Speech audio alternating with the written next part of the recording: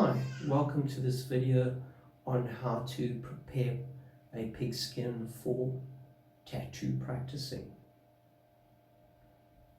Obviously today we can easily purchase a practice skin online from Wish, Amazon, eBay, and a host of other websites sell practice skins, and they're relatively cheap at under $1 a piece.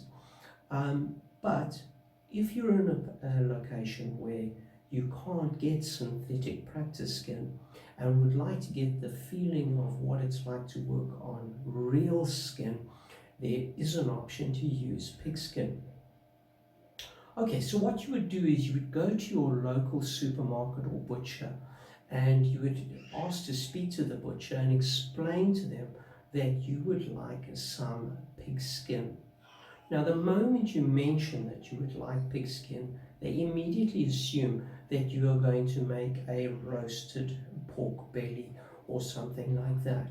So you cannot buy a pigskin on the shelf, okay? Because we don't want pigskin with an inch of fat on it, which obviously, if you eat crackling, would be prepared by putting some salt on it and cooking it in the oven for a considerable period of time. So we just want actual pig skin. Okay, so which pig skin do you want? You certainly do not want pork belly or anywhere where the skin is flexible or near joints. So the best place is on the rump, or if you like, the leg of the pig. And on the hind of the pig, that is where they put the quality stamps.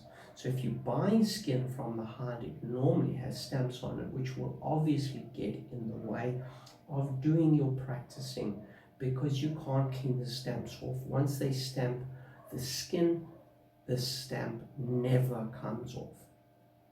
Okay, so you need to explain to the butcher that you are doing the tattoo process, whether you're doing permanent makeup, tattooing, or you're going to use it for piercing, or you're going to practice tattoo removal.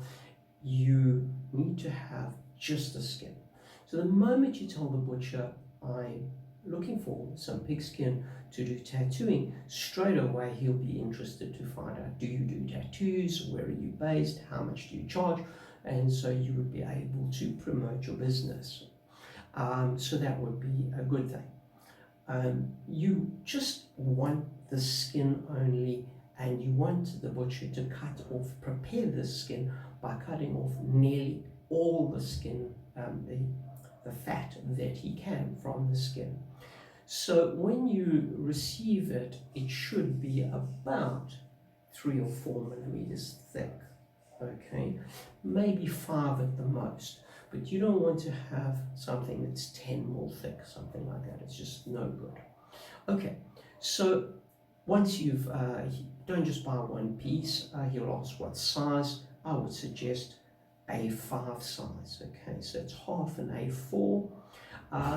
And you're busy doing it, you may as well get 3 or 4 or 5 pieces at once. Okay, they will then weigh those and they will charge you accordingly. All right, when you get home now, you have 4 or 5 pieces of pig skin. I would strongly suggest you don't go and use it straight away, that you prepare it.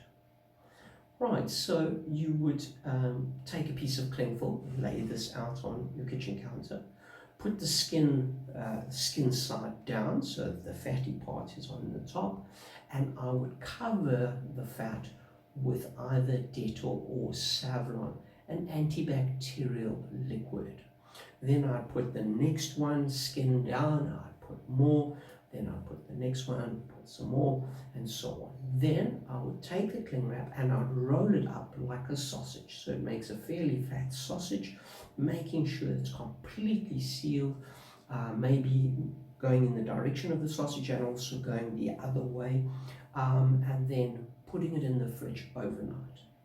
This will then render the skin as beautifully smelling as logically possible. Also, it will soak into the skin. So if your skin is not 100% fresh. So if the pig has been in the fridge at the butcher for perhaps a week, you will see these white marks on the pigskin, and these white areas are not good for tattooing. So by soaking it overnight in the fridge, the skin will become very, very soft and easy to handle. Okay, the next day I will take out one piece, re-roll it back up, put it back in the fridge, and just use one piece. Okay, so you don't want to take a piece of pigskin and slap it down on your dining room table and start tattooing on it, even though it now smells like Savlon or Dettol. I would suggest you use a breadboard of some sort to protect your table. That before you put the meat on it, you cling film it, then put the meat on it, and then you can prepare the skin in a normal way to apply your trace, or for you to practice freehand on the pigskin. Alright, I hope this helps you and that you will have some fun doing it.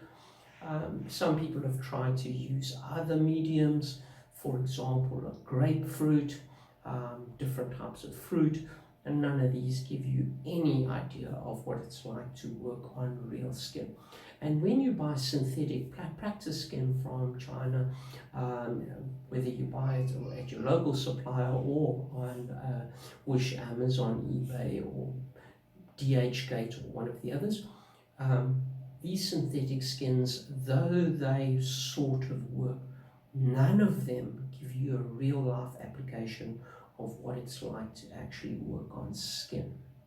So there's always a difficulty swapping over onto real skin, and if you are morally able to use pigskin, you might find that an easier route before going onto real skin, just to get a feel of what skin is like compared to practice skin.